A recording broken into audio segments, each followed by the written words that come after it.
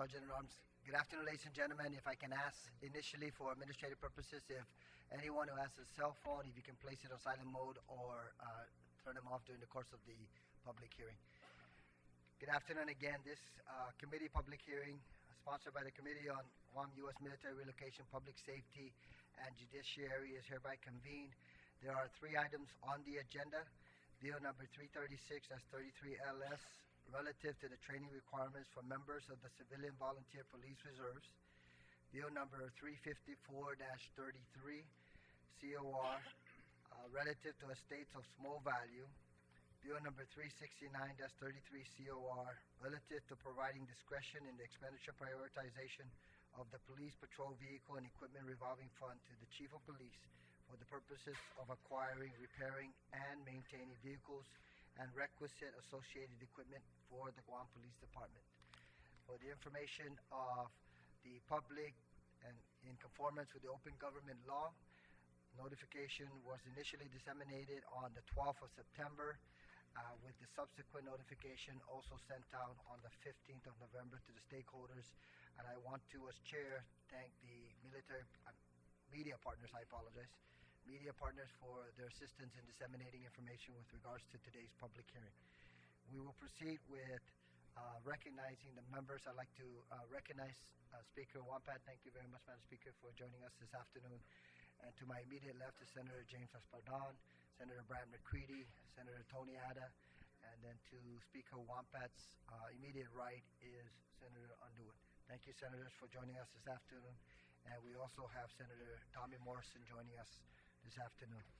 We will proceed with the first bill that was highlighted, Bill number 336, relative to the training requirements for members of the Civilian Volunteer Police Reserves. And the primary sponsor for this legislation is Senator Tony Ada.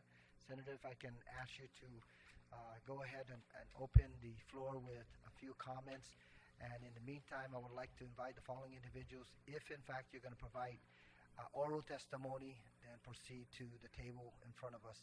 Ms. Monica Salas, Captain Castro, J.I. Cruz, A.B. Kitagwa, Mr. Daugherty, and Fred Bordalio. So these individuals, once again, I'd like to invite them to the table up front in entertaining bill number 336-33 if in fact you have oral presentation this afternoon. Monica Salas, Captain Castro, J.I. Cruz, A.B.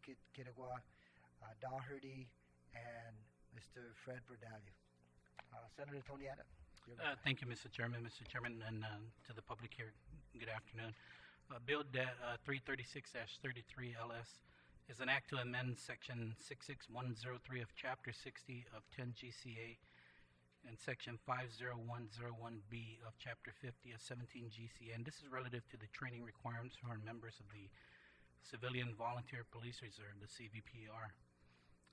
Mr. Chairman, just a very brief opening statement. This bill is just to make the basic training requirements of the CVPR the same as regular police recruits. And in this changing world, the safety of all police officers and the public depend on thorough and competent training. And we want to ensure that all the CVPRs go through the same training as the regular police officers. Thank you, Mr. Chair. Thank you very much, Senator Ada. We do have a couple of individuals who have joined us at the table, Captain Castro and Lieutenant Kitagwa. So, Cap, we can proceed with you first. Identify yourself for the record and then proceed. Good afternoon. I'm Captain Castro from the Guam Police Department. I'm here on behalf of Chief of Police Joseph I. Cruz. I'm reading his testimony.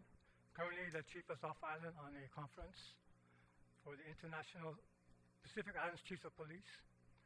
And also on behalf of the Acting Chief, Mark Charfus, who is currently out sick today.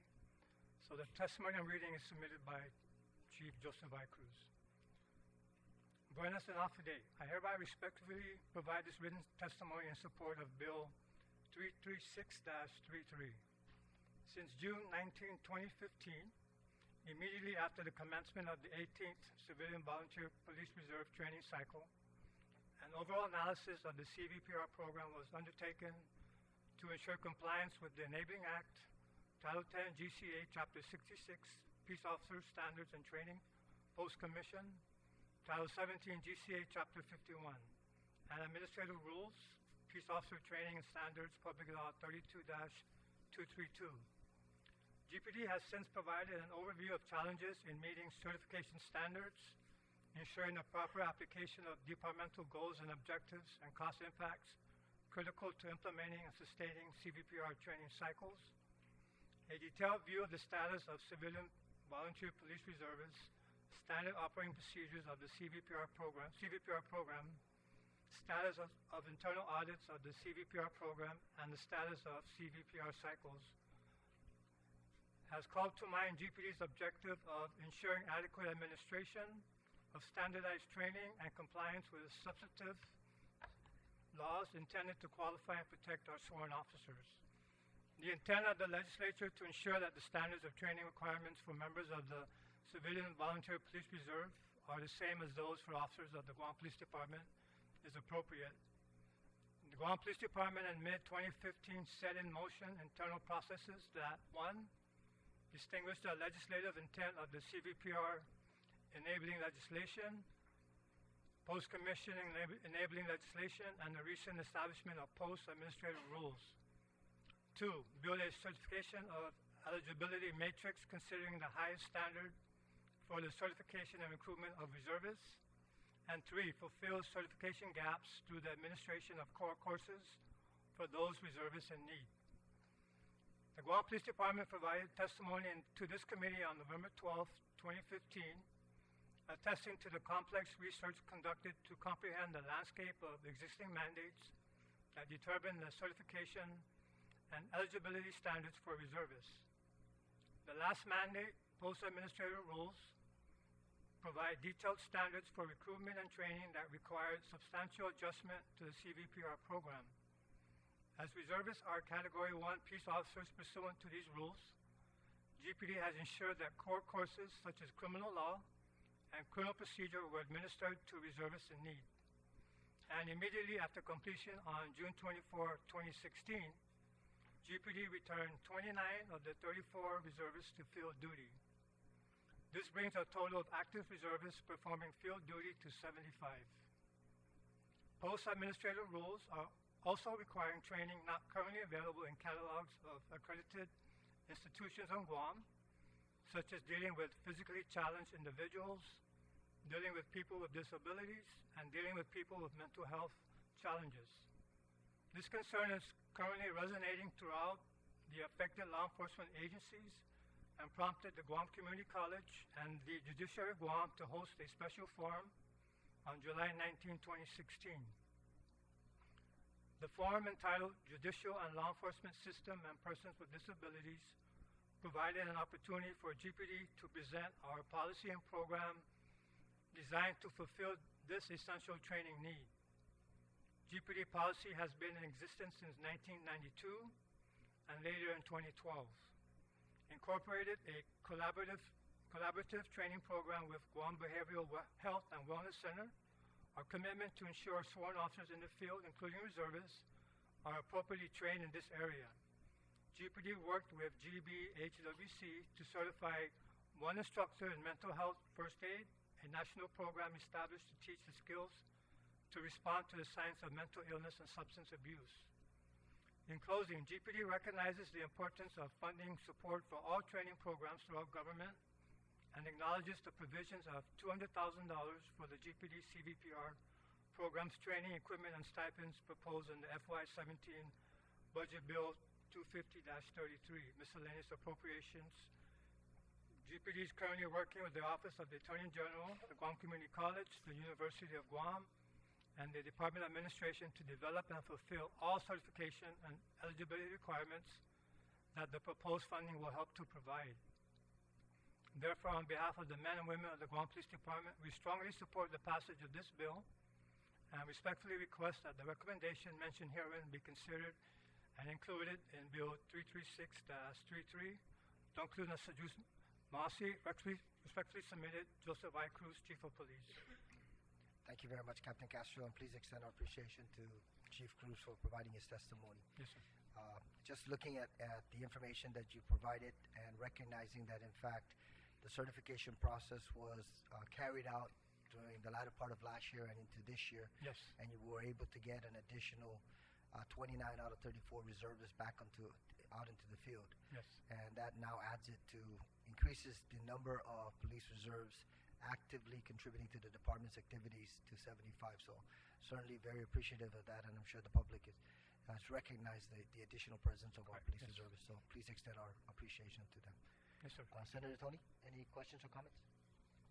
Senators, any questions or comments? I'd like to recognize the arrival of Senator Mary Torres. Thank you very much, Senator, for joining us this afternoon. Anyone else providing testimony? We do have Coldwell and Santos who have signed in, and they signified that, in fact, they're here to support the legislation but not necessarily provide oral testimony. Chief Budali, I know you did sign in, and I invited everyone to the table. Did you want to provide testimony?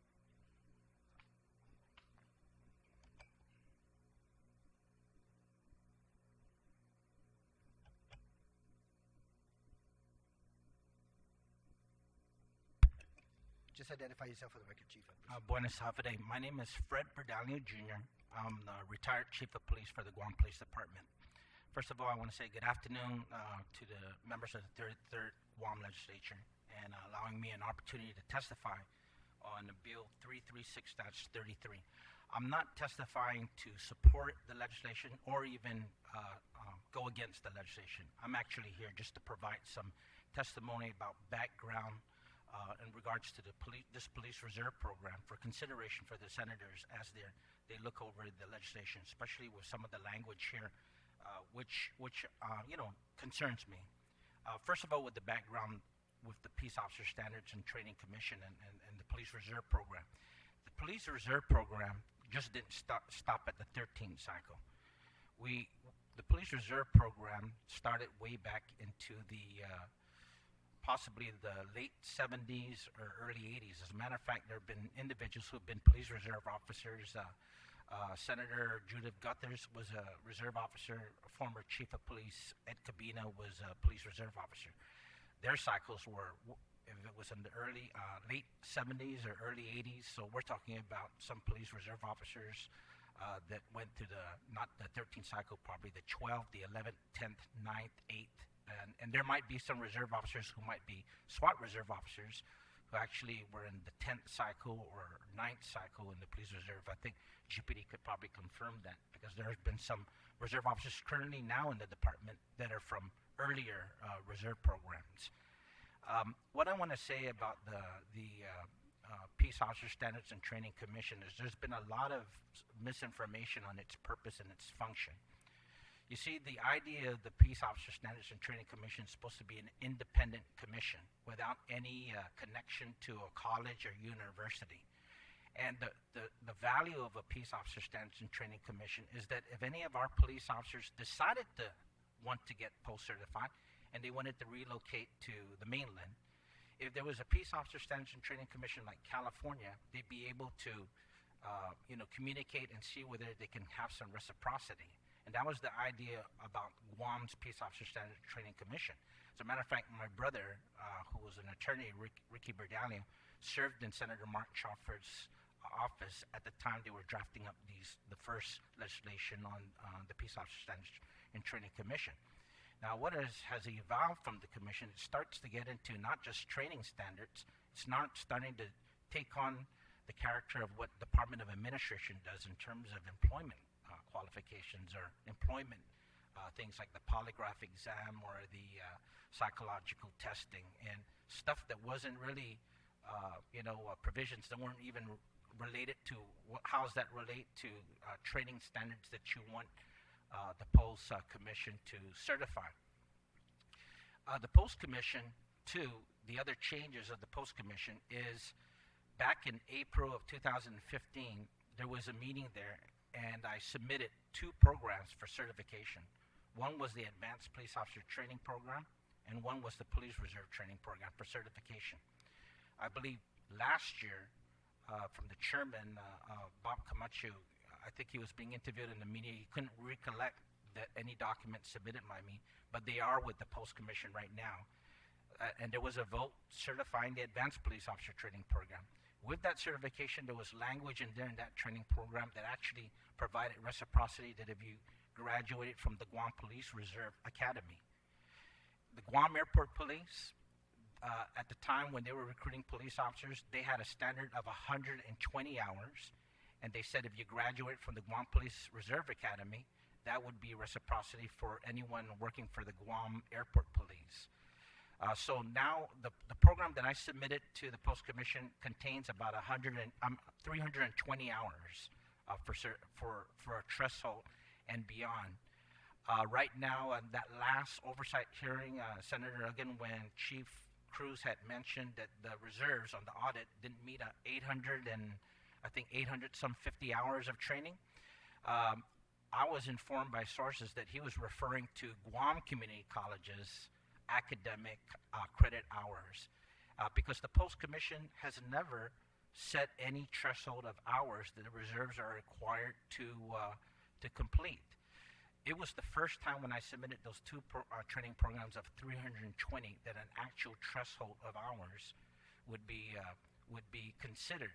Other agencies, I don't know whether the other agencies up to this date have submitted any of their programs for certification, but I do know offhand, so far the history of the Post Commission of certifications, the program I submitted, the Advanced Training Program, is the first program that has ever been certified. There was a police recruit who applied for, there was an individual applied for the police recruit position at DOA, and he graduated from the Federal Law Enforcement Training Center in Glencoe, Georgia. That's a Department of Homeland Security training. It's not even connected to any university or college. DOA accepted that, and the director of Post at the time provided a ruling that his training was equivalent to a basic law enforcement training. He was allowed to apply for GPD. He's a current police reserve right now who's in our department. There was an individual who graduated from the Arizona Peace Officer Standards and Training Commission. He's currently in the force right now. His off-island certification has been given reciprocity.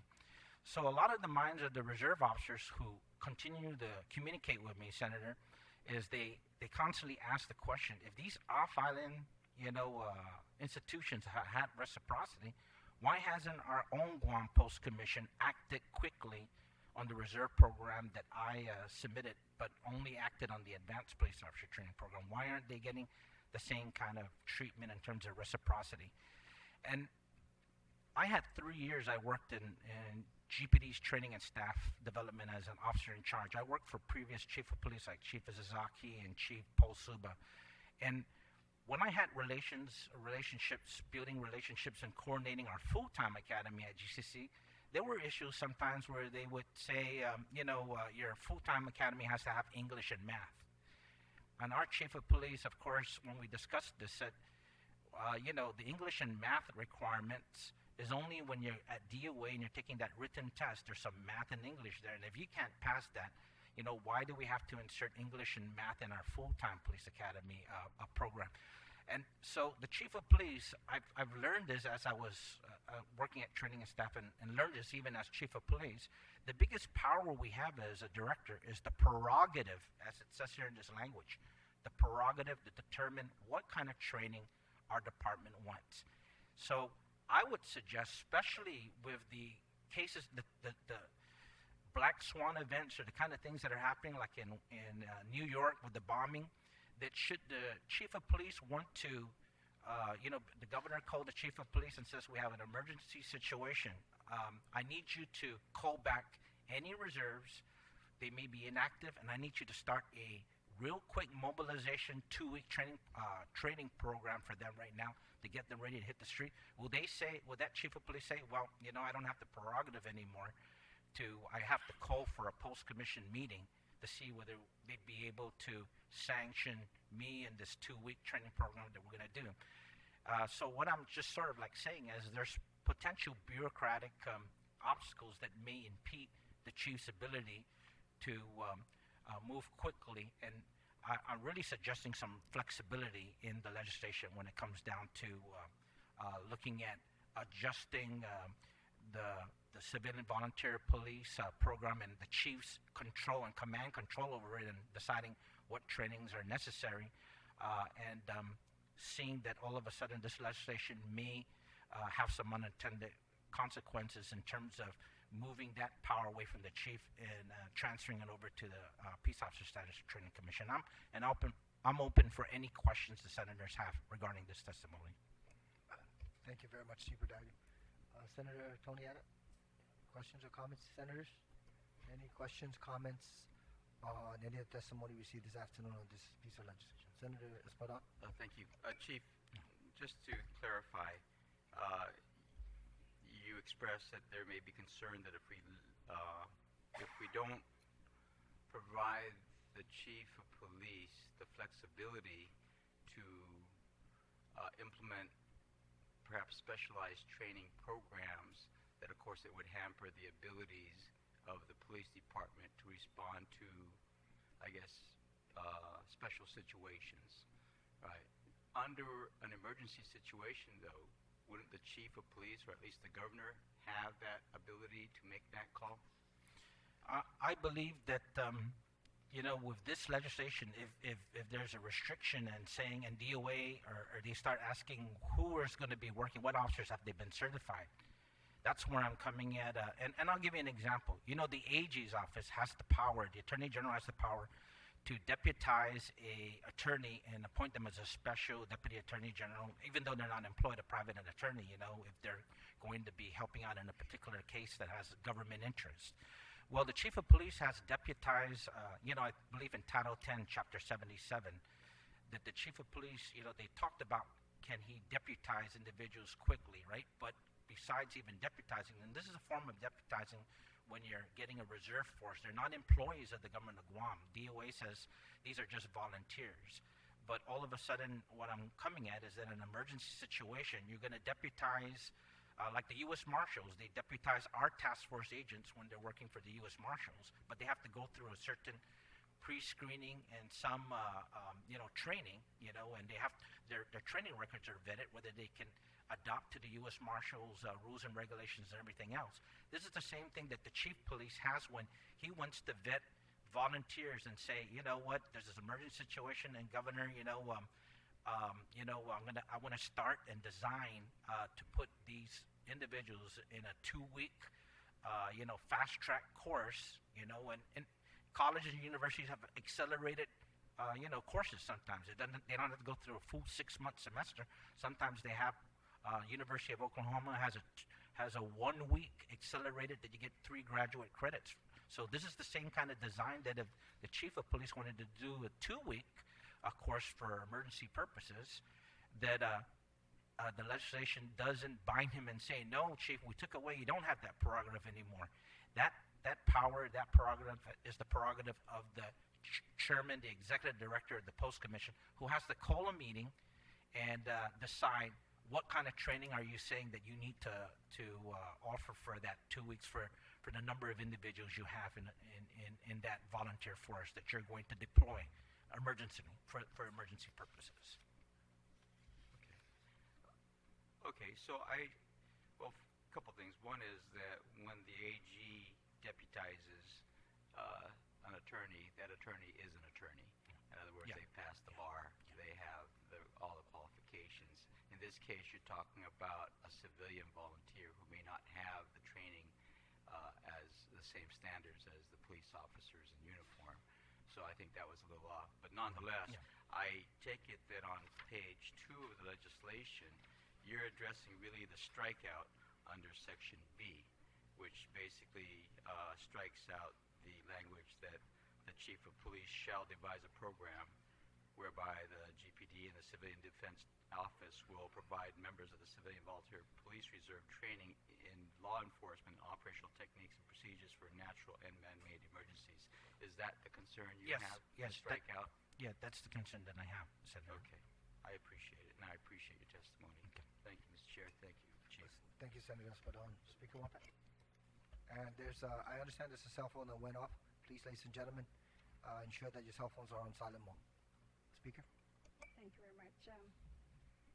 Can you just please clarify for me, because in the legislation, it spoke to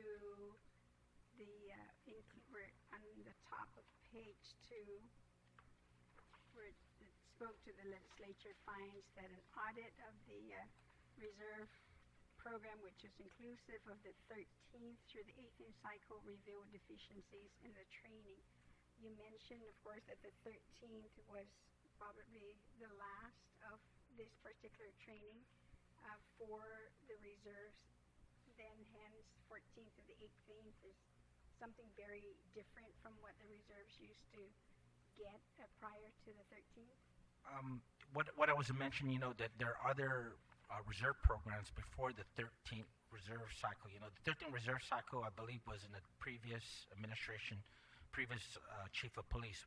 The cycles I had under me during as chief of police was the 14th to the 18th police reserve cycle. Other police chiefs have had that reserve program under their and the prerogative of training, and that program of volunteers from the 13th all the way back to in the early or the late 70s to the 80s, because they've had reserve programs and training programs. And my experience, I came in 1986, and I didn't see. I patrolled along with reserve officers. I patrolled along with police reserve officers, but I as a police officer back in 1987, I didn't see the exposure of police reserves in mass of training alongside of us at Guam Community College. I didn't know whether it was that extensive back in the early 80s. The one who would be able to ask that kind and give that insight would be reserve officers who graduated from the 8th cycle or 9th cycle or 10th cycle. But they're currently they're not. I haven't. There's one, I believe, that is still in the reserve program. He's still in the reserve program for GPD, and he graduated from the 9th, I think, police reserve cycle. But the whole thing, Madam Speaker, about this, these individuals in this audit. When the hearing was made, not one reserve officer, I think, came forward to testify on their perspective of that audit. About where did that 850 hours come from that they were supposed to meet? Because there was nothing on the Peace Officer Standards and Training Commission that mandated that reserve officers must have 850. Now, the college has their own accreditation standards, Guam Community College, in terms of the full-time police officers that are attending there. But no reserve officer from the time I was in or the time any other previous chief was in had any mandate of 800 some hours. And so, I think when the media released that said that the audit revealed that police reserves didn't meet 850, it sends a sort of like a message out that maybe, there was a standard of 800, but there wasn't any standard in the Peace Officer Standards and Training Commission. And I think we should be transparent with that, with the public, to say that if there isn't, then what is the training hours that we should, like we asked the chief of police, what is the training hours are you comfortable with? With me, I said at the time I submitted my 2 programs, 320 hours, and I actually said and beyond, to give that flexibility should someone go past my 320 hours and go to 700, right? And some other chiefs might say, let's make it 1,000 hours or something like that. But at least I gave that flexibility to the Post Commission, and I got successful on that April 2015 meeting. I'm hoping that someone can do a full request for that, because then the Post Commission can give the records of that vote that they did sanction the Advanced Police Officer Training Program and the and the language in there, so that they could take a look at what the Reserve Training Program was about. So that's what I'm just saying, is that anything there's a question of why does it stop at the 13th? I don't know whether Senator Ada, I don't know, the sponsor of the bill, is there any reason why it stopped at the 13th cycle? Why doesn't it go to possible reserve members that are in the 9th cycle that might still be serving in our department?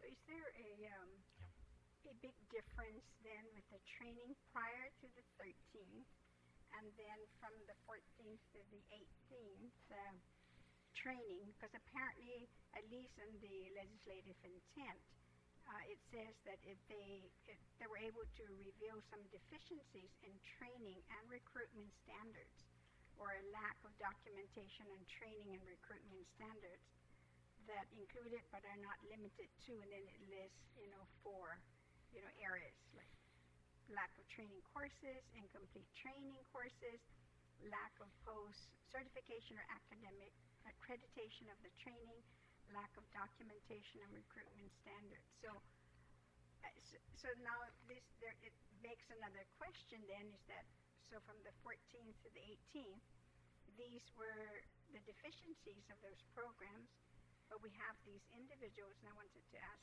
Mr. Castro that question as well, that those who were in the 14th through the 18th, where there are deficiencies in the training, what now is going to happen to all of those who were in those cycles?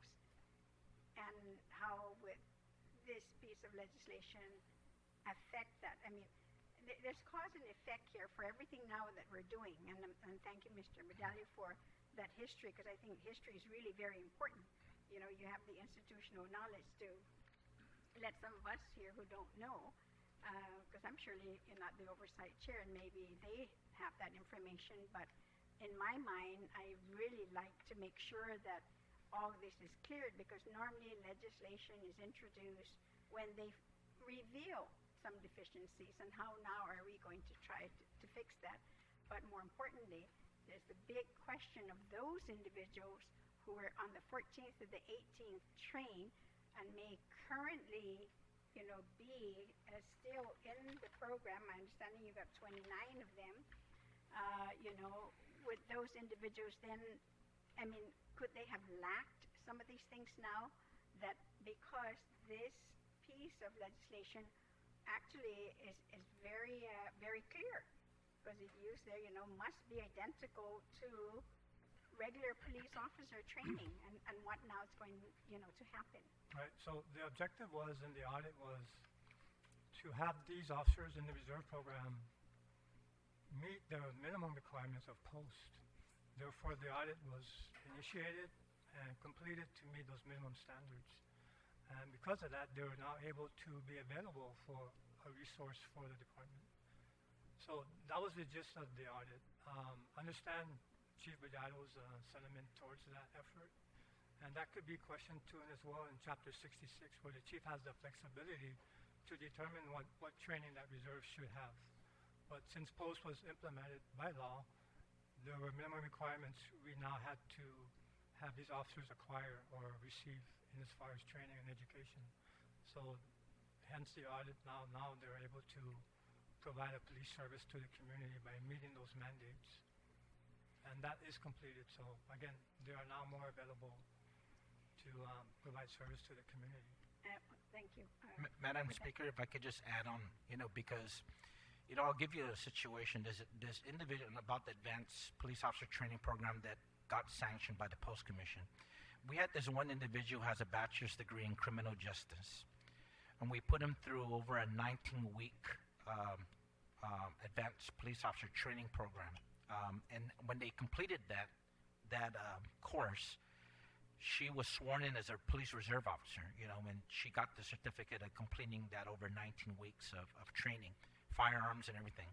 When she applied for the full-time police officer position, and you know, she was hired because she was out, she was assigned to executive security, she did her training at the different precincts, and she was hired as a full-time officer. Now they're going to take her badge away and her firearm away because the Advanced Police Officer Training Program wasn't recognized, and she should go to the Aguon Community College for a certificate in criminal justice, because certain credit hours of firearms that are required, and she didn't meet the firearms. But yet our own training took her out to our own training officers took her out to the firing range and qualified her and said she's proficient with the firearms. So there's some gaps and disparities here of, and that's, again, you know, college students that are leaving with their criminal justice degrees after 4 years, and they go through our reserve training program, which is 32 weeks, you know, and they have firearms training, and they show that their marksmanship, they pass those courses. Now they're going to be, made, because you don't have the 3 credit hours on the physical fitness or you don't have the 3 credit hours or on officer survival, you know, the college credits there, and they don't offer that at University of Guam or the other colleges with your criminal justice degree. But a lot of the majority of the percentage of the training, the reserve training that the reserves got, were law enforcement, police related, and they were trainers who were from our own department that weren't paid, of course, by the money, but their services were under our own resources because a lot of them are Doc Sanchez graduates and they have the ability to instruct and give instructions on these trainings. And you just went on to my next question because I was going to ask that question about any opportunities, to be able with that when they're in the reserves to enter into the regular police force. And I'm just wondering now of all these requirements because there's been, all these changes and the post commission also, and whether there is this, not so much a moratorium, but the allowance of, and of course in here I know that they do have it where it says that in 2 years from the effective date is to complete the post, training requirements, but I'm still confused with the hours. You were throwing many hours in that I'm just not familiar with, the 120, the 320, 800 some hours. Madam Speaker, I was explaining, that prior to this when the post commission was just starting to come up back in when my brother was working for Senator Mark Jefferson, they're coming up with this Peace Officer Standards and Training Commission. The real main thing, the benefit of a Peace Officer Training Commission is that if any of our officers wanted to transfer to another jurisdiction where there's a post commission, Hawaii doesn't have a Peace Officer Standards and Training Commission. So there's no one to communicate there for reciprocity. So the agencies have that option if you want your people to get post certified. Our SWAT training academy, our SWAT academy, when we certify SWAT officers, that's never been post certified. Now, with this post commission, if they want to start getting our SWAT academy post certified, they would have to submit the SWAT curriculum to the post commission and vote on it by majority vote. But they certainly can't tell the SWAT, the officer in charge of SWAT who's designing the program, to say you have no prerogative in deciding what SWAT training is required. And the post commission suddenly comes in and starts regulating that and it could put some barriers on that. And then next we have this sort of like default kind of thinking. We won't start training until we consult with the post commission, So everyone comes to sort of like a standstill. That's the type of culture that I'm sort of a little bit concerned about. And I always make that vocal when I was in the post commission meetings, that let's not get to, the post commission meetings were really pretty much to take a look at what we could do to just establish some minimum standards, but not to actually start getting into, we're going to affect the recruitment and the employment of different law enforcement agencies like corrections or the courts and all the other public safety agencies. One more question then, and Mr. Castro, tell me then if I'm right or wrong, is that with this legislation and what the chief said in that last time he was here to appeal, to the legislature to be able to recruit, that there was a gap somehow between what was being taught at the college and what the expectations are, and then also some individuals who've been in the program and now have not met the other standards.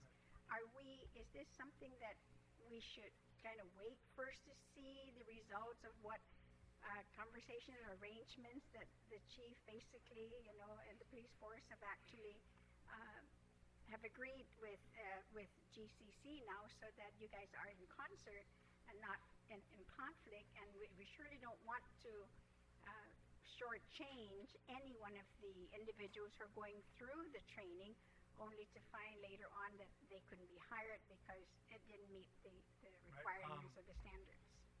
Real quick to answer that, Madam Speaker, is we did provide a letter to POST identifying our academic curriculum, our operational training curriculum, and our on-the-job training curriculum for them to certify. And if and when a student from a university does decide to join GPD or a law enforcement agency, their credentials or graduation certificate or degree could be done by POST, a comparison of what they do have, what they do need, based on the police curriculum on training. So that will be an opportunity for the gaps to be addressed right then and there, if there are any. And that would address what Chief Badada was indicating, that this core set of training is identified and certified by post. So now an applicant with education through post can realize what that individual may have or lack, and as far as the minimum curriculum for a police officer. And that affects academics, operations, and on-the-job training. More than likely, they won't have the on-the-job training if they're straight out of college. But academically, they may have satisfied half of the courses or more than half. So it would be post to determine that eligibility by that applicant. And then there, the gaps could be addressed if there are any. And more than likely, there are in-service trainings that they wouldn't get at a university. That's specific to GPD. Yeah, I wanted to, Lieutenant Kirgwa, former Operations Chief for Administration Division, Training and Staff Development Section. I wanted to just submit to the committee that the audit for these cycles was built on the requirement by post legislation, the post administrative rules. And it pretty much based it on the 14 courses that are now required by Category 1 peace officers, which include the reserves now. So we didn't just look at curriculum, we looked at eligibility status as well. You know, psych evaluations, background investigations, polygraph examinations, and the whole gamut of what it takes to be precisely aligned with a police officer trainee coming through the door as an employee. Now we are required to make it the same, so everything is one standard. And that built the audit. And through that audit, we discovered many of the trainees or reservists who are already serving that existed in the 13th to the 18th CVPR cycle lacked some stuff. And there is still training gaps. And those training gaps can be seen in the 3 courses that nobody offers on the island so far that we know of, which is dealing with individuals with mental disabilities, physical disabilities, and the other. So we're only trying to fill those gaps through training within the department, and we've expressed our ability to do that with in the forum in July. But we are also acknowledging that the matrix was built, both eligibility and training, on the post-administrative rules. So there are still those gaps there. And if we fulfill all those gaps, including eligibility gaps, we can therefore see CVPRs transitioning into full-time officers much easier than they are now, because they don't take a test with the Department of Administration and are provided an opportunity to become part of a certification list of eligibles to be employed. And we have legislation that has just been passed that require us to fill 40 vacancies or train 40 POTs every year with, I believe, a lack of funding for that. But if we get reservists who are eligible from the get-go, training and eligibility, then it makes it a lot easier, a lot more, especially with transition.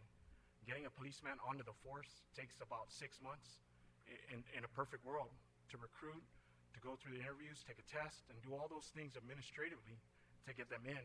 And then about a year, when we can actually leave them alone in a car, going out and responding to calls. They need close watch, supervision by their supervisors for a certain amount of time, even while they're in. So we really need to start thinking about the CVPR resource and what they can provide for us if they make themselves available for full-time employment. Incidentally, Lieutenant Kirigwa, be very mindful with regards to the use of your terminology. You said you referred to the recruitment of 40 additional police officer trainees without funding. There was a provision, or there is a provision in the new budget law that allows for the vacancy pool fund to be able to be carried over to assist the department in the recruitment, not only the immediate recruitment, but also into the anticipated May or April recruitment cycle. So there's some flexibility in that budget that has been provided. How the chief applies it is certainly administrative in nature. Okay, so I just wanted to make sure that the ball is not thrown back on the legislature when the flexibility has been provided. Madam Speaker, have you completed your question? Senator Underwood? Thank you, Mr. Chairman. I just want to try to understand the concern that you had articulated, Mr. Berdalio. You had noted on page, I think, page 2, that your primary concern was in B, whereby the chief of police, they had, the bill actually strikes out, shall devise a program whereby the Guam Police Department and Civil Defense Office will provide the members and so on, right? Volunteer, procedures for natural and man-made emergencies. I'm trying to understand here, in terms of what I understand, for example, under the educational program, we do have the Guam Certification Education Commission, and there are certain standards that educators have to comply with. So that commission actually sets the standards as to how a teacher can be certified to be to teach in the classroom. Likewise, what I'm understanding is that the Post Commission also is trying to set the standards. And so the Chief of Police is a member of that commission, correct? That's correct. Okay. So your concern that you had articulated was that you seem to want the Chief of Police, in the event of an emergency, right, to have the flexibility to develop a training program on its own aside from what the commission already has set as a minimum for anyone who is going to Yes, the minimum, yes, Senator, the minimum standard on the Post Commission, newly passed right now, is we have 14 courses that are stated on the most recent Post Commission law that was passed. Now, those 14 courses that are indicated don't have any attached hours of standards. So when that audit came out that the reserves didn't meet 850 hours, let's start first by, yes, there's 14 courses there. But if you ask every full-time officer here how many hours or how many police courses that you have in your cycle, with me and Captain Sonny, we had 21 credit hours at GCC. With others, they had 48. With others, they had 36. So there's a big difference in how many courses each of us had in our full-time cycles. I mean, I only had 21 credit hours. Someone had 36 in their cycle. Someone had 48. So that's the college credits now of hours at the Guam Community College. For the Post Commission training standards for the department that's going to conduct their own training, like FBI does their own training at Quantico, Virginia. Los Angeles Police Department does their own police academy. They don't attach themselves and do their training at a community college. Should the chief want to do his own full-time police academy or reserve academy, the language right now here that says the chief has the prerogative to determine those hours, just like the chief has the contract on a memorandum of understanding with GCC and our full-time police academy. We don't want 36 credits for our full-time. We'll make it 42 or we'll make it 59, you know. Those are the flexibilities built in for the director to have that prerogative. Otherwise, you'll say, let me go to the University of Guam instead of GCC if they're not, meeting me halfway. And maybe we'll do our own police academy at the University of Guam where it used to be half, but our training police courses will be held at our own department. So there's ways that what I'm trying to say is that we could ensure that there's flexibility for the chief of police. That was what my concern is, Senator, in terms of what this bill, when it highlights that there's a conflict with the Post Commission, and what would happen is there going to be a consequence if we strike out that the chief of police doesn't have that. What's the message sent if a chief of police doesn't have the prerogative there, and that power now, no flexibility is built in there, and it's now the commission that does that. Okay, see, because when you have a set of standards, for students to achieve, that's set, but then how you get there actually can be determined by the superintendent of education, the curriculum, the training, and so on for teachers. But I am just wondering, because the commission, the post commission may have a different function than the Guam Certification for Educators Commission. They are starting to take a function of their own. You know, post commissions I said were independent, but this one, the director now gets paid by the Guam Community College, so there's a little bit of going to be some relationship issues there. Okay. So it certainly is taking a different direction, you know. Okay. That's my opinion. All right. So basically, I'm just trying to understand your concern, because I think what you're saying here is the potential conflict for striking this out is that while the commission set the standards, what I'm hearing you say is that the chief of police should be able to determine the means by which those standards are met. But if the standards include the number of hours, the kind of training, the specificity as to what courses should be taken, then that's one thing. Yeah. Because it's very different in the educational arena. That's right. You set the standard, this is what you should be able to do. This is what you should be able to, you should know.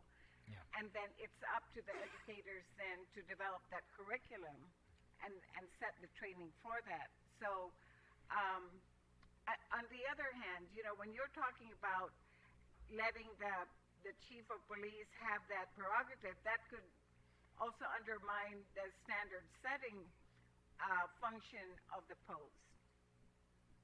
You know, because standards are meant to set the minimum.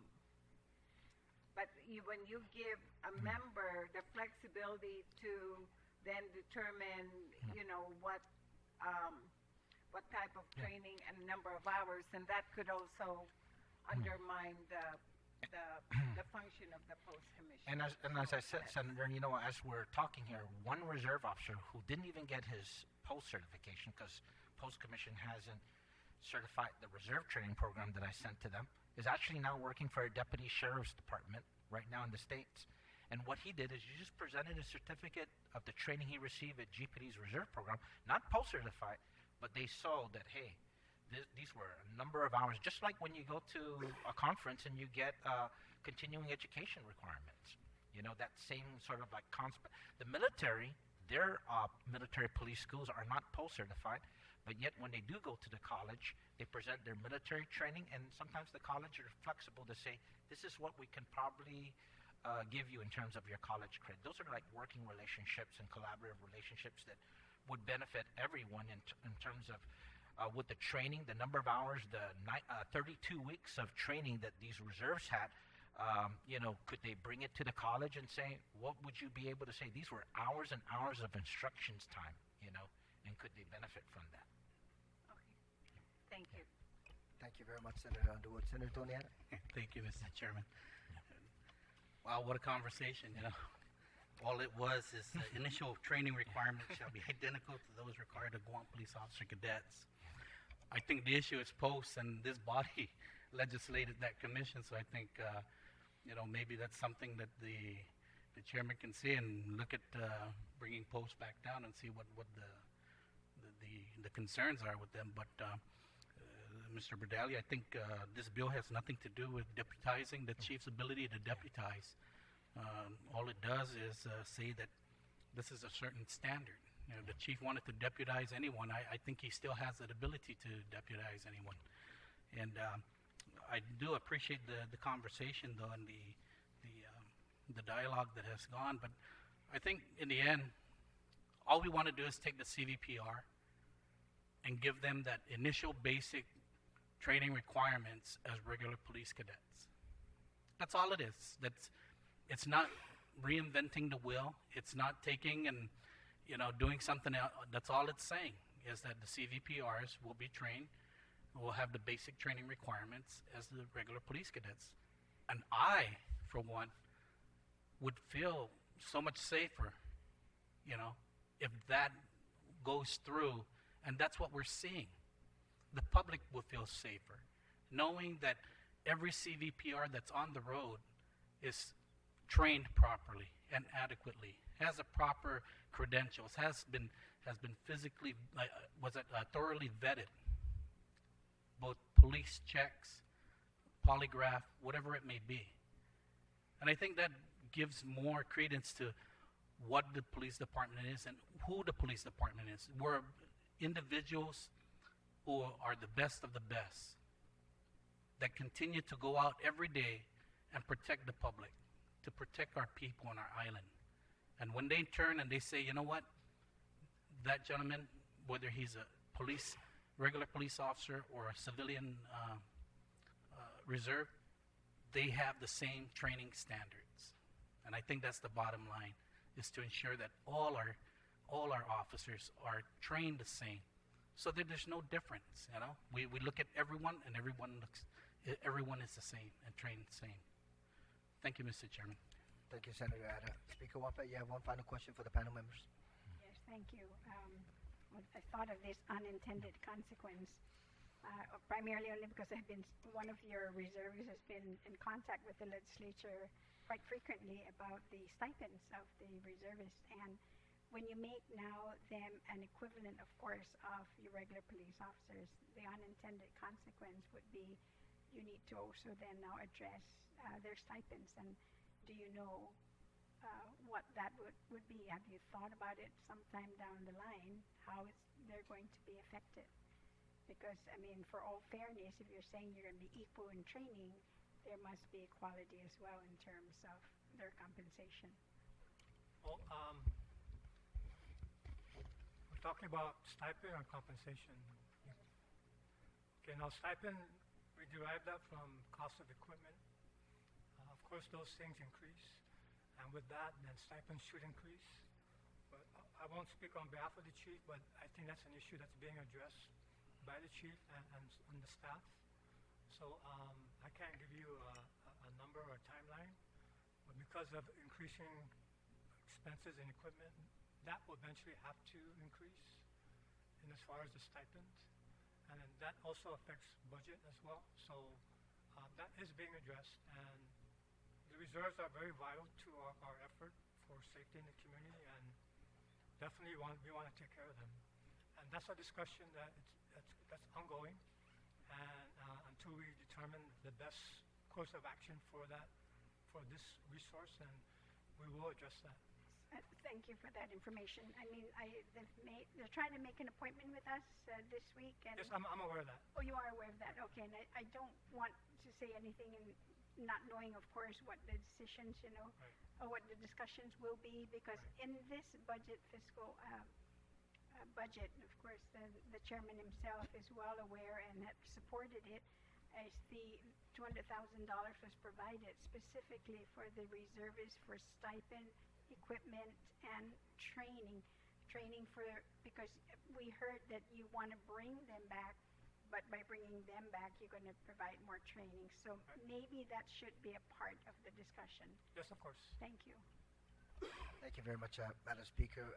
Gentlemen, thank you for your testimony this afternoon. I still have a few additional individuals who have signed up. Mr. Untitled, if you can join us up front, if you're going to be providing oral testimony.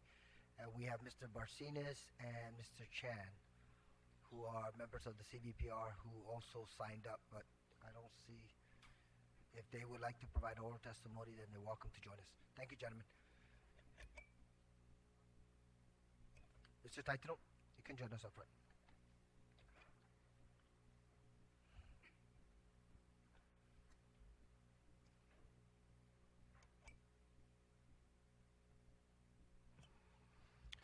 Good afternoon, Senators. I'm Lieutenant Ronald Taitano, currently assigned to the legal office at GPD. I'd like to thank you for the opportunity for allowing me to come up and give my oral testimony regarding this bill. I'll try and make it as short and simple and understanding in my point of view as possible, listening to the testimony that I've just given to you. Sitting here and listening to it and being a member of the Squam Police Department for nearly 28 years, being an adjunct instructor, a patrolman, supervisor, and now a staff officer, it's given me a lot of frustration regarding the reserve program. And the reasons why is we take citizens who don't get paid to do that job. The stipends are for uniforms, they're not a paycheck, okay? So I like to make that clear, at least from my point of view. They give up time after their regular jobs or taking care of their family to come to our training at night, to 11 o'clock at night. That's a lot of sacrifice. And what I ask and what I've asked of our managers is we give them the best qualified instruction we can give them. As an adjunct instructor at GCC, we're required to learn so many things as far as how we teach, because that's what's important. If you're not qualified to teach, you have no business teaching. And if we're not giving these reserve officers the best quality instruction that we should be giving them, then what are we giving to the public? We're giving them half. They don't deserve that. They don't deserve to be given half a service or a lack of service because the officers that we send them are not fully trained to do the job that they've been given to do, that they've taken an oath to do. Now, if you look behind me, we have officers and reserve officers in uniform. Can you tell the difference? And that's what the public should not be able to do, is to be able to tell the difference between a reserve officer and a regular officer when they show up at their house, when they're hurt, expecting a professional police officer to take care of them and investigate their case. Post is for Guam. It's the standards that we set, and you said that. Our chief of police and the other directors that are listed in the level 1, all are supposed to sit down at the table and decide what is best for us. And as a staff officer, I need to know that every man that I dispatch to service the public is qualified and know what they're doing. And as a staff officer, I can't allow for my officers who are not qualified to train to go out and service somebody and not being fully qualified to do that, mess up, and then we get sued. That deliberate indifference to that training standard, as some of you senators have mentioned, is something that we have to adhere to, regardless. We got to think about quality, not quantity. And I'll leave it at that, Senators. I thank you for pushing this bill. It's a good bill, and I support it. Thank you. Thank you, Officer Tatano, for your testimony this afternoon. That has concluded our discussion on bill number 336. We're going to proceed to the next item on the agenda. Bill number 354. We do have one individual that has signed up and also provided written testimony, Mr. Attorney Terry Brooks. And just for the information of the public and also the sponsor, we did receive written testimony from the law firm of Yanza, Flynn, and Timblin. So, Mr. Brooks, if you're still in the audience, you're welcome to join us. And as we await his arrival, I'd like to ask the sponsor to go ahead and provide his opening remarks with regards to the legislation. Senator Espadon?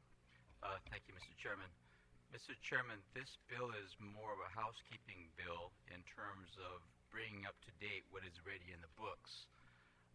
Current law provides that estates of more than $20,000 must go through probate. And the law setting these values, in essence, was put in 1981, I believe, when the probate court of Guam was included in the Guam Law Revision Commission as part of the creation of the Guam Code Annotated. So basically, it's been 35 years since that $20,000 threshold was set. I can speak to the figures, but I believe I perused our Attorney Brooks's testimony, so I'm going to go and let him speak to the numbers, and perhaps at the end, Mr. Chair, if there's anything that needs to be addressed or spoken to, then if you'll give me a chance to it then.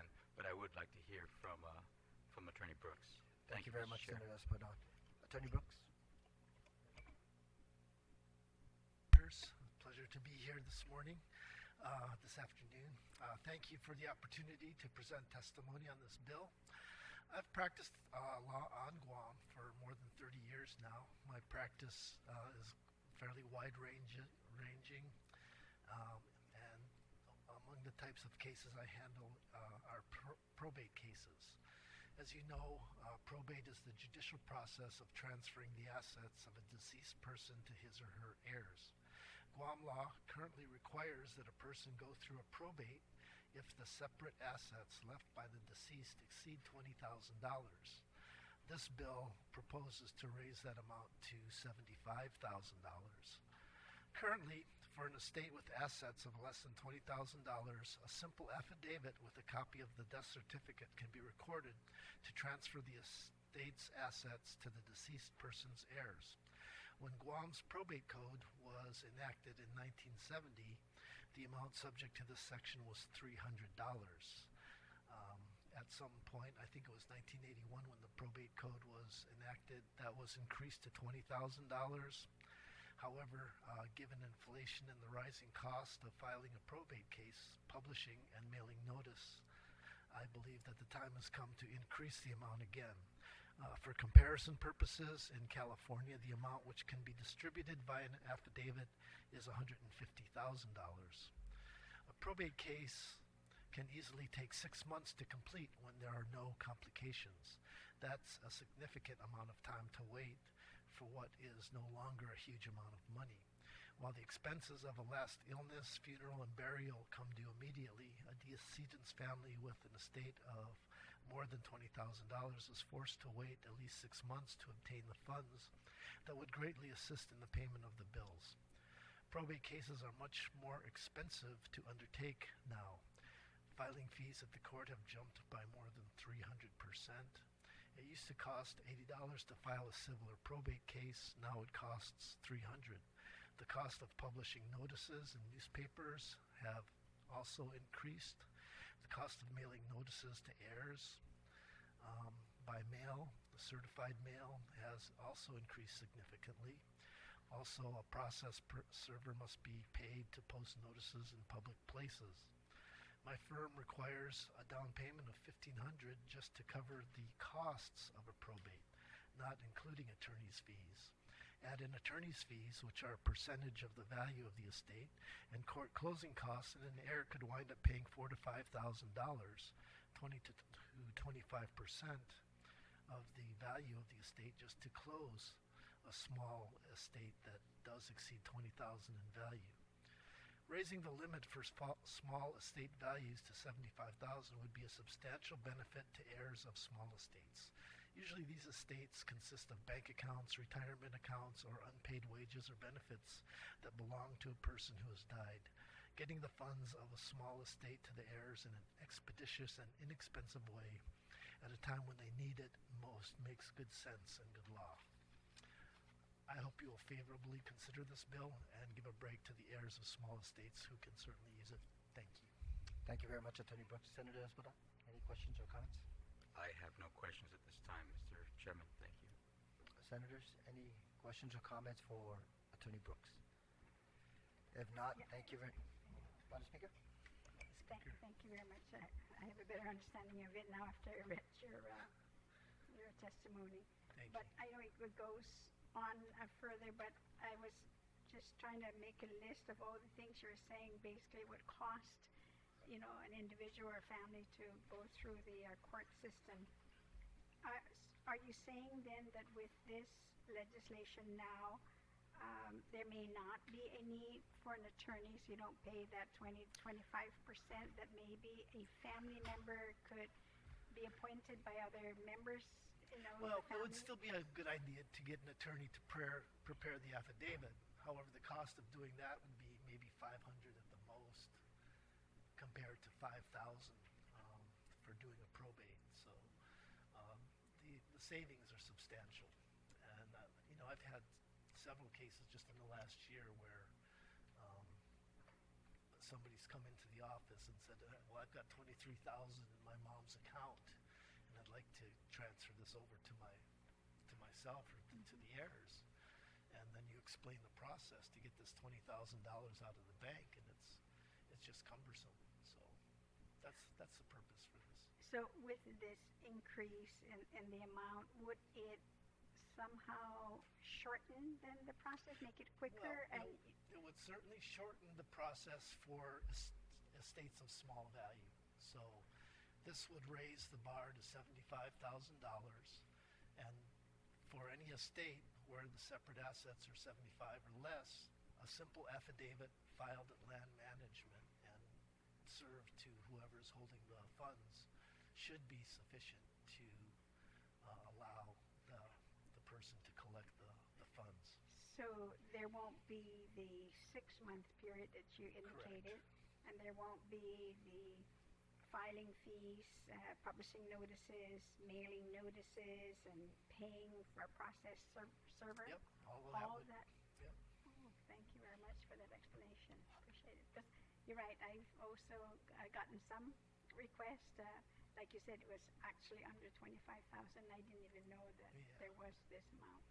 Thank you for clarifying. Thank you very much for your time. Thank you, Madam Speaker. Terry, Mr. Brooks, Attorney Brooks, just one additional question. I noticed that in your testimony you highlighted that in the state of California, the threshold is 150,000. 150,000, yes. Right now, based on your testimony, 75,000 is sufficient for the cost of living here in You know, Guam.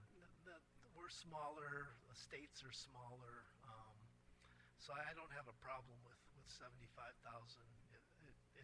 It's not a figure that's in cement. It could be changed, but it seems like a fair amount. Okay, thank you. Senator Espada? I have no questions. Thank you, Mr. Chair. Okay, thank you, Attorney Brooks. Thank you all. Okay, ladies and gentlemen, we're going to proceed to the final piece of legislation that's on the agenda. And we do have several individuals who have signed up. To the members of our illustrious Guam Police Department, I will be inviting individuals who are not in uniform and who are not directly affiliated with the Guam Police Department just because they've been sitting in the audience for quite some time. And I want to thank them for their patience, and then we'll call up the Guam Police Department to provide their testimony. So I'd like to invite Mr. Bob Perron, Wanju Kim, Jero Kitsutu. Those are the only individuals. Please, gentlemen, if you can join us up front and provide your testimony. And before you proceed with your testimony, I will call on the Guam Police Department representatives immediately upon the conclusion of the testimony provided by these individuals. I'd like to now invite the sponsor of the legislation of Bill number 369, that's 33, Senator McCready, if you would like to provide some opening remarks. Thank you, Mr. Chair, and thank you for the public and the police department for showing up here today. Bill 369 is a 1.5-page bill, and all it basically says is the chief has the authorization to fully expend at his discretion the funds that are available to him for maintenance and purchasing of new patrol vehicles in the police department. We can't continue to ask the police department and the chief with handcuffs on to shoot free throws and be successful. We need to continue to support. There's no ceiling of support for the Guam Police Department. It's an ongoing issue that we have to continue to support them. This is just another piece of legislation that does support the chief of police in his efforts to put vehicles out on the streets. On December 15th, we will lose 45% of our vehicle fleet that we have today. And so we are backed up against a time limit, and we need to take action as soon as possible. I do believe that we will see in the chief's testimony the importance of a piece of legislation such as this, and I ask that we have full support, and hopefully we'll find that out today. Thank you. Thank you very much, Senator McCready. Mr. Perron, if you can just identify yourself for the record. Yes, thank you, Senator, and senators of the committee. I stand here, my name is Bob Perron, P-E-R-R-O-N, and I'm one of the owners of Pacific Tire that has 3 outlets on Guam, in Tamuning, Manilao, and Dededo, and we run safety inspection stations at each of those sites. I'm here in support of the legislation, which would allow the chief of police to better utilize the monies out of the fees that the government receives from the safety inspection payments that come in. So we're highly in support of allowing him to do what he feels is best in the use of that money and not tying his hands one way or the other. Early on, we were a little concerned when there was discussions about taking money from the safety inspection side and shifting it over to the government side, and we were concerned that that would be a fairly heavy burden on the safety inspection stations, which are small businesses and aren't real profitable large businesses like a lot of the others. So we were just very concerned about losing some of that money and negatively impacting the businesses. So the bill that has been put forward looks like it's very fair, to everybody. It allows the chief to use the money as he sees fit, and it doesn't negatively impact the small businesses that would have been hit probably to the tune of about $350,000 annually for maybe a dozen small businesses. So again, my business stands in support of the bill.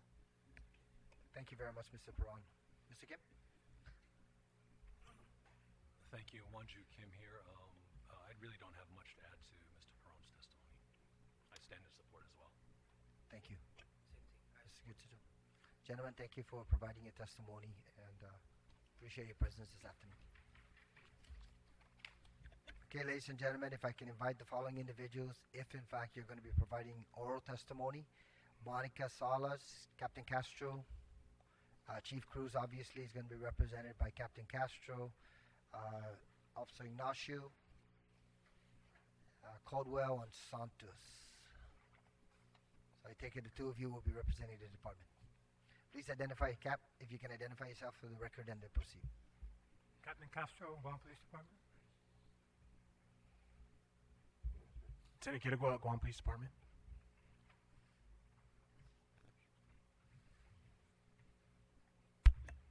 Good afternoon, everybody. Captain Steve Ignacio, Guam Police Department. Okay. You have a presentation you would like to present the committee? Lieutenant Andrew will first read the testimony, and then we'll go from there with the Please presentation. proceed. This testimony is being provided on behalf of the Chief of Police, Joseph I. Cruz, for the Guam Police Department. Half day, Mr. Chairman, and members of the Legislative Committee on Guam U.S. Military Relocation, Public Safety, and Judiciary. Joseph Cruz, Chief of Police for the Guam Police Department, is providing this testimony in favor of Bill 369-33, which will provide the Chief of Police total discretion in the expenditure of funds deposited into the Patrol Vehicle and Equipment Revolving Fund, as opposed to the current restriction of 30% towards the purchase of new patrol vehicles and 70% for the maintenance of patrol vehicles. Bill 369-33 also provides an additional option for the expenditure of funds from the Patrol Vehicle and Equipment Revolving Fund to be used for the Guam Police Department's Subsidized Vehicle Program authorized under 10 GCA Chapter 56. Bill 369-33, introduced by Senator Brant McCready, could not have come at a better time for the Guam Police Department when you take into account that by December 15, 2016, our department will lose about 15 patrol vehicles when our lease agreement expires with Atkins Grove. These 15 patrol vehicles compose about 45% of our department's patrol fleet. With our patrol augmentation program already in place, there are now about 30 additional officers that have been tasked to assist in village patrol operations throughout our island. The loss of the 15 patrol vehicles in December will have a serious impact on our officers' safety, response time, area coverage, and deterrent factor against criminal activities. Prior to my tenure as the Chief of Police, the Guam Police Department was consistently plagued with the shortage of vehicles needed for our island-wide patrol operations. There was a time when not only were individual police officers utilizing their personal income to sustain an operational patrol fleet, but our department was also utilizing vehicles not suited for patrol operations, such as three-wheel meter-maid vehicles used for parking enforcement, military surplus utility trucks, and unmarked vehicles used for administrative and undercover operations. Several years ago, and in response to the year-in and year-out shortages in patrol vehicles, Public Law 32-205 created the Official Vehicle Inspection Safety, OVIS fee, to be deposited into the Patrol Vehicle and Equipment Revolving Fund, 10 GCA, subsection 77135, and 16 GCA, subsection 3602. This public law puts aside $3 of the $15 inspection fee, which is the dollar amount per inspection provided to GPD for the repair and purchase of patrol vehicles. Still not realizing the funds needed to sustain a patrol fleet needed for a 24/7 operation, I worked with command staff to identify an additional funding source that will address this dilemma. The first recommendation was not to grant a waiver to the Guam Automobile Dealers Association, GADA, in the assessment of $50 for a special permit issued to new cars traveling from the commercial port to car dealership lots and storage facilities. According to command staff personnel, this waiver has been issued by past chiefs of police at the request of GATA, despite the opposition of GPD command staff. Upon reviewing 16 GCA subsection 7103, which establishes the special permit fee, the Guam legislature provided no option to the chief of police to issue any waiver for this fee. Based on recommendation by GPD command staff, and upon reviewing the enabling statute on this question, I made the decision not to issue the requested waiver to GATA, and the collection of the fee was initiated after many years of being waived. The combination of the OVIS fee and the special permit fee provided the funds needed to support a plan that I jointly created with command staff personnel that would have established a 3-fleet system needed for a 24/7 operational coverage within a 4-year period. This plan will also provide the ability of our department, for the first time in its existence, to provide a vehicle maintenance and replacement schedule based on the manufacturer's recommendations. Similar to what is being practiced within the U.S. military, federal law enforcement entities, and by large metropolitan police departments such as the Los Angeles Police Department, San Francisco Police Department, New York Police Department, and Miami-Dade Police Department. In a matter of 6 months after receiving funds from both the OVIS fee and special permit fee, our department for the first time was able to stock vehicle parts such as tires, brake pads, filters, and other parts required for quarterly maintenance requirements and a vehicle repair turnaround time of 1 to 2 weeks as opposed to 3 to 6 months. Vehicles requiring highly technical skills and equipment were now being scheduled with private sector companies capable of performing such repairs.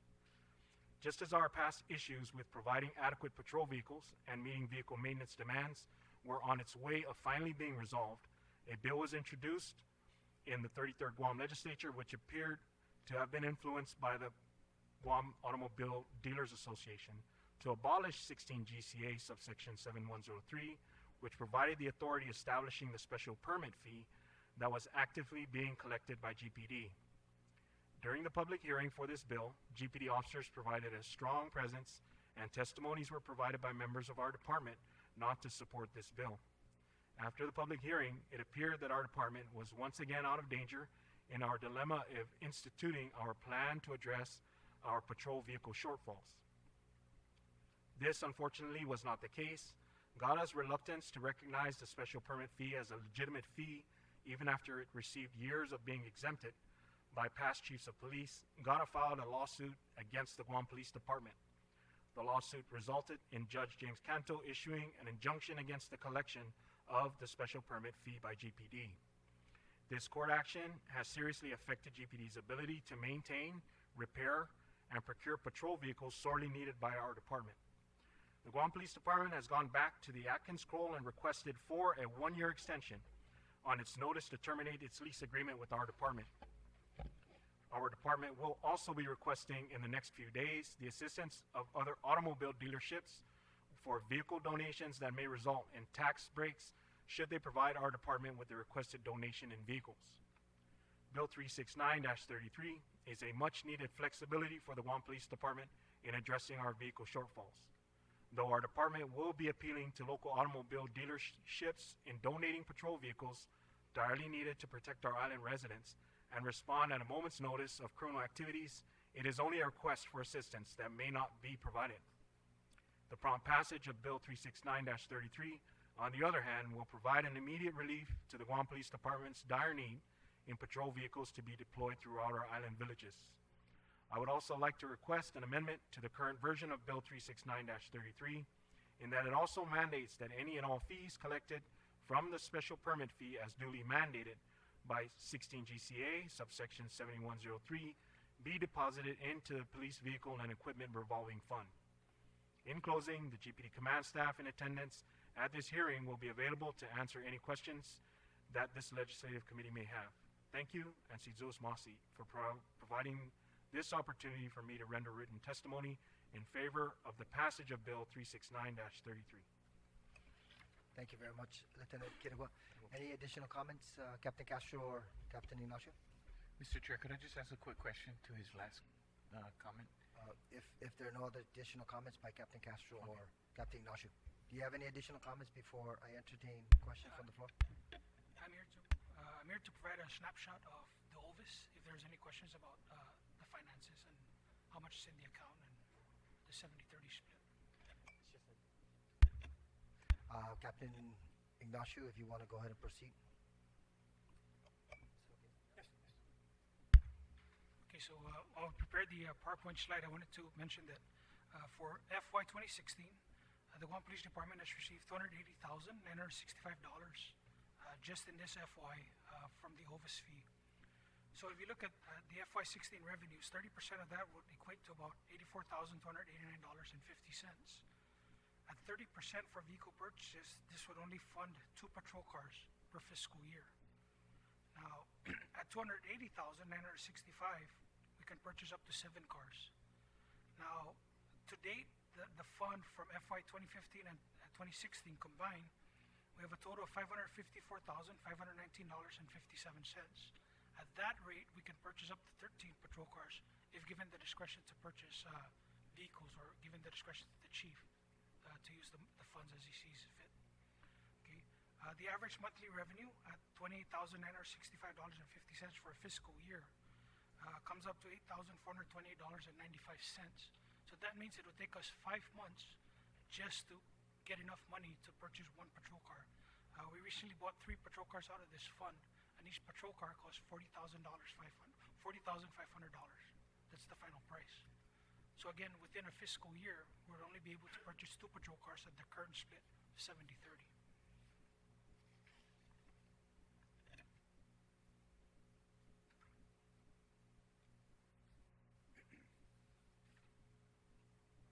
What we have here is a slide on how the OVIS fund is broken down, and we can give you the presentation. It's a simple spreadsheet and also the PowerPoint presentation.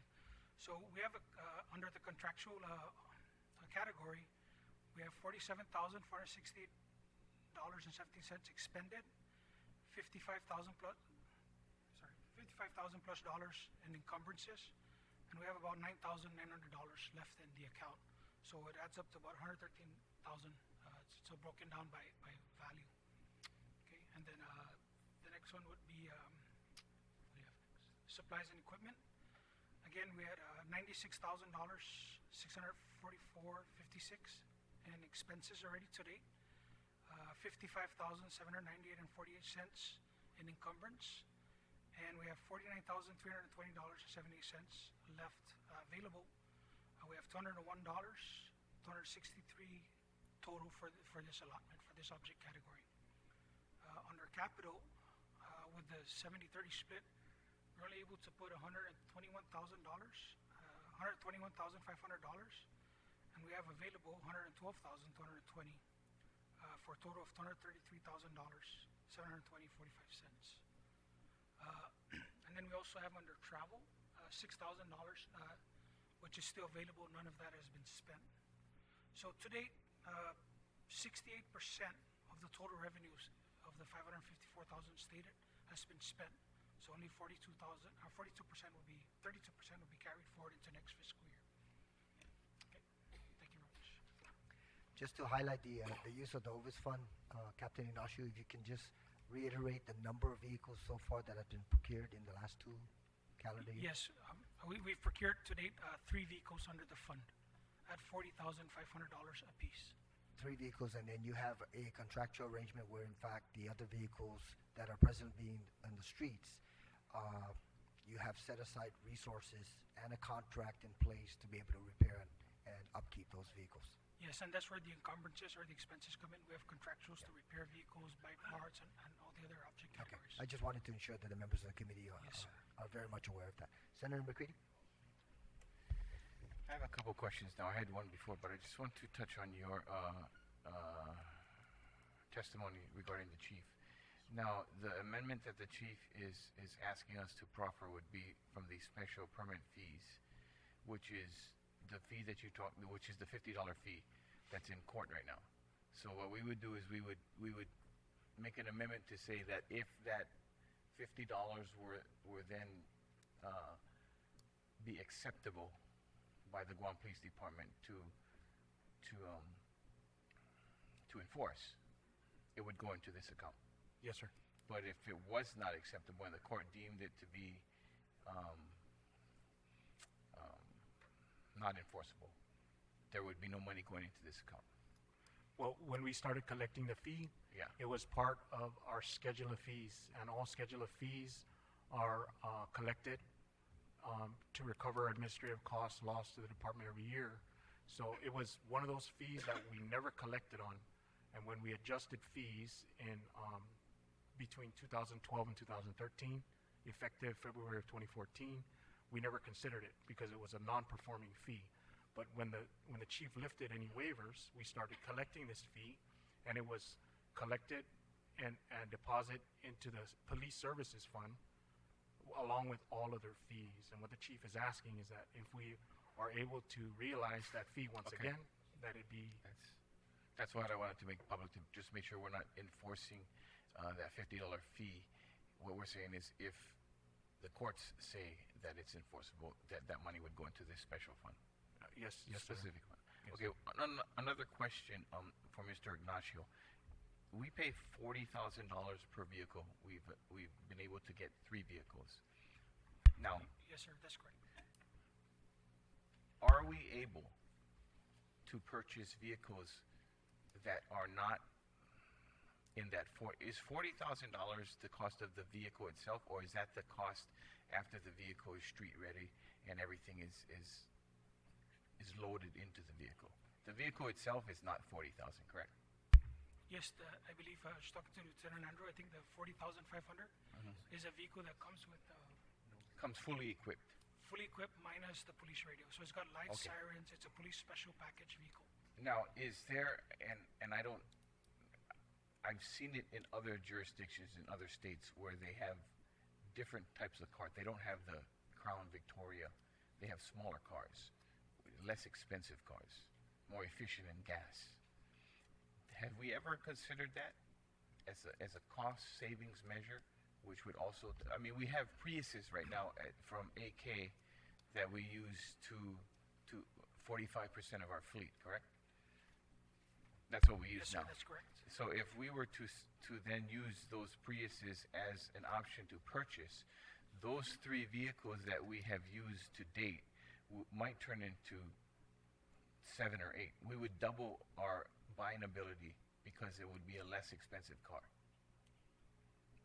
I don't. Because the Prius is not $40,000, correct? Usually, before we go out and purchase cars or police cars, we put a committee together to determine what cars fit best for patrol. Yeah. And we usually end up with police patrol special vehicles, whether it's an SUV, a sedan, such as Chargers, But Tauruses. if you had a Prius go to a site and then you had to transport from that site, that is when you would call the different transport vehicle to come pick up the Right, offender. and that's where these That's what you're cars doing that now, we right? 'Cause- purchase, police patrol vehicles, these special vehicles manufactured strictly for police use. They come with the cages, Yeah, so we don't transfer offenders in the Priuses right now. generally no. Okay, but sometimes we do. Not that I'm aware of. Not that you're aware. Okay, no questions. Thank you. Thank you very much, Senator McCready. Any other questions for the officers from the Guam Police Department? Senator Espada? And I'm not sure they'd be able to answer, but I'm going to ask it anyway. And it's really, and again, I'm just saying that it really deals with the court decision in terms of the $50 collection fee. Do you know by what the basis was for the court issuing an injunction for the collection of the fees? I think it was a fee that was in the books by law but never really implemented. And when that first implementation took place, I don't think the companies were prepared for that. So I'm sorry, who wasn't prepared for it? I don't think they were prepared to start paying these fees. Oh, okay. After 20 or more years of it being waived, Right. then suddenly you're told to pay this fee, and that's an astronomical cost for the company, but a resource that the department can benefit from. So I think that's the gist of why the injunction was put in place.